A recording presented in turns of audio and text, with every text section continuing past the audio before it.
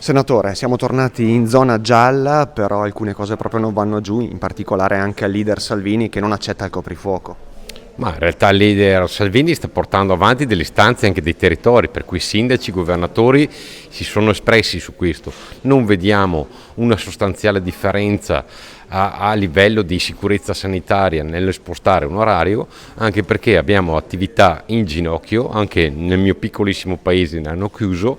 e dobbiamo cercare di far sì che ripartano al meglio, pur con responsabilità, con rispetto delle regole, ma per poter operare al più presto verso un'economia di territorio che sta soffrendo.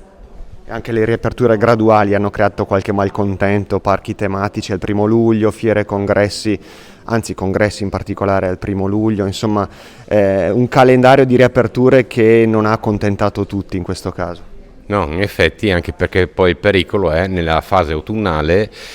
a una successiva magari ulteriore chiusura che non auspichiamo ovviamente, ma se non diamo la possibilità di lavorare in questo periodo,